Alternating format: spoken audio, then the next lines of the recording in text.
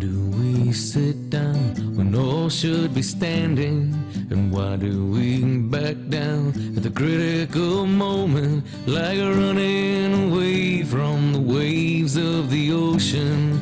We head for the hills with the high tide approaching, as sand slips away from the castle.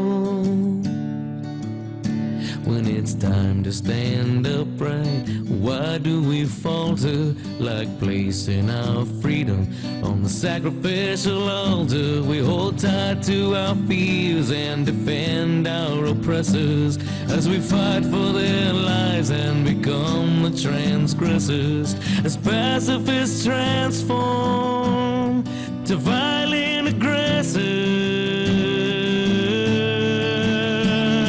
But I'm only a stranger here. I'm a long, long way from my home, and they say I can't change all the things I find strange. But what can one man do alone? They say, what can one man do alone?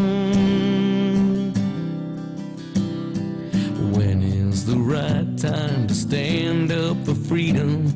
Could it be when you start to feel creating children who'll inherit the pain and the debt of this nation, and be slaves to the banks that cause hyperinflation, who are masters of commerce, lies, and bad legislation?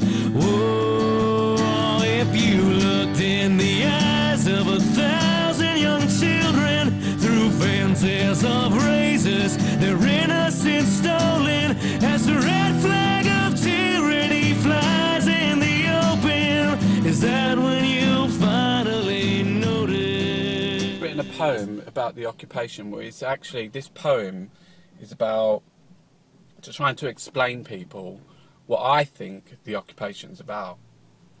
Are you freaking kidding me? Are you freaking kidding me? What's next? What's next? What's next? Listen up, you fucking morons!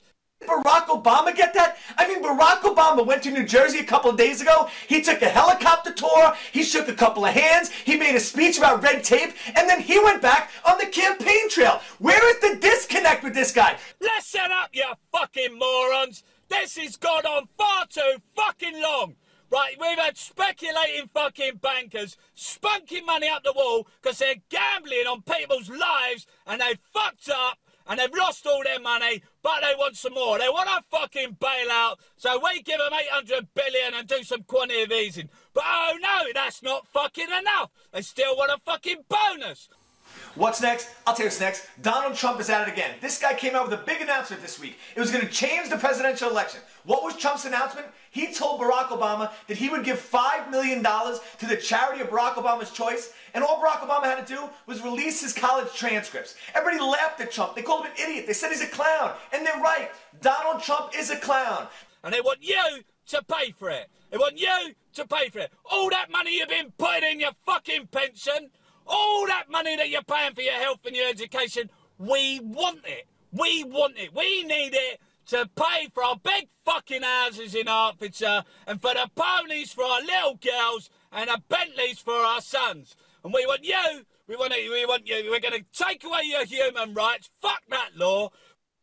What's next? I'll tell you what's next. Ron Paul. Ron Paul. I'm not a big fan of Jon Stewart, but I love the fact that Jon Stewart finally shined a light on Ron Paul. The media doesn't want to talk about this guy. Ron Paul is the only presidential candidate who's actually going to get our troops out of the Middle East. He's the only presidential candidate who's going to bring our troops home, put them on our borders, and secure this country. Ron Paul's the only guy who's going to stop sending money to the Middle East in the forms of bribes. Ron Paul's the only guy who's going to fix the economy and create jobs in this country. Ron Paul's the only guy who hasn't flip-flopped on every issue in the last 30 years. Ron Paul's the only guy who speaks from the heart instead of from a teleprompter or a bunch of talking points written on a piece of paper. Why doesn't the media want to talk about Ron Paul? I'll tell you why. Because he doesn't have a fancy haircut and a slick suit. This country is more concerned with packaging than it is with substance. Ron Paul is a magna cum laude candidate in a community college world. Ron Paul is Happy Days when all we want to watch is the Jersey Shore. Ron Paul is Superman, and we can't Listen up, you fucking morons! Caveman. Don't Don't you get it? I mean, the media doesn't want to talk about Ron Paul. Democrats and Republicans both want you to believe this guy is not a viable candidate. Why?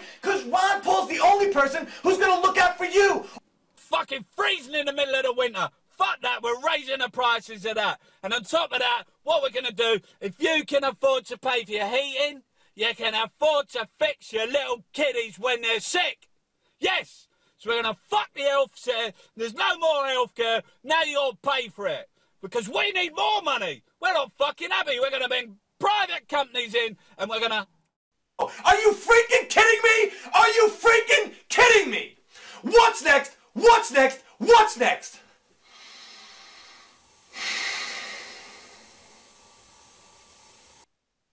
Throughout the country, it is throughout the political system. Ideas spread, they can't stop them. An idea whose time has come cannot be stopped by any army or any government. Choke on the blood of a dream going under, as arrogant men tear up our Constitution, and from every direction we cry revolution, standing together and without permission, soldiers for truth in the war of attrition, the love of our country as our ammunition.